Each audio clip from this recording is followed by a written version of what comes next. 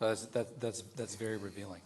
Yeah, so Kamala Harris wasn't exactly That made the reaching audience out to laugh RFK too.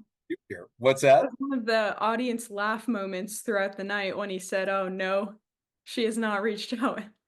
Yeah, and I mean, once again, so the Democrats claim that they want unity.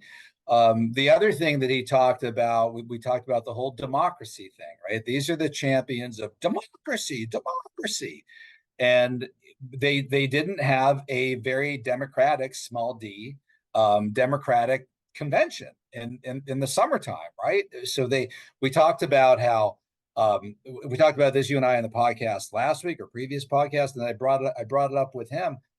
He was accused of being a betrayer of his family, and yet I noted that his brother, or his father, RFK Sr., his uncle John F. Kennedy, his grandfather Joseph P. Kennedy, the patriarch of the family, they all crossed party lines in previous decades when they felt that their party was not being something that you should support. They didn't have this idea like apparently the Kennedys, a lot of the Kennedys do today, that, oh, D next to your name, rubber stamp, okay, I'm going to support you.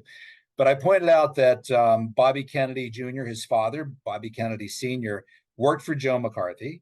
He supported Eisenhower against Adlai Stevenson. He voted all three of them, the brother, the senior Robert Kennedy, JFK, and the father, Joe Kennedy, supported Richard Nixon in his Senate bid, Republican, against Helen Gahagan Douglas. And this was really cool. I didn't know this, Grace. And I've since talked to Bob Terrell after the talk. Jeff Lord talked to me about this. Dan Flynn talked about this. John Gizzi, some of the kind of politicos who were there at the talk and who know their history really well. I didn't know about this.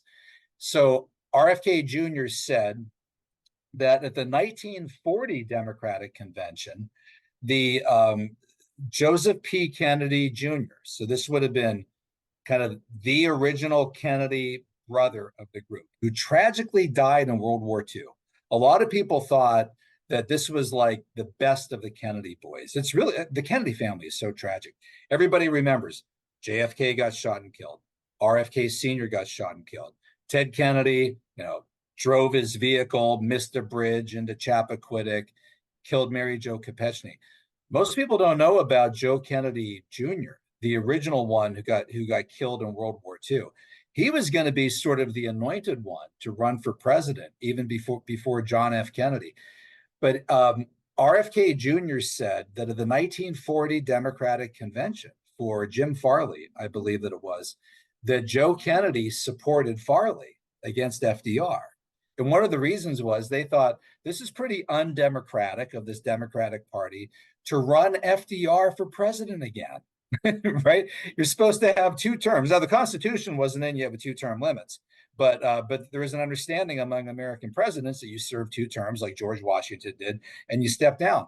So the Kennedys supported the opposition guy against FDR at the 1940 Democratic Convention. So the point is, they have this long history of independence in the Kennedy family, and RFK Jr. is much like his dad, his uncle, his other uncle, his grandfather, in supporting Donald Trump and not supporting Joe Biden and not supporting Kamala Harris, especially when they wouldn't even provide him with security protection.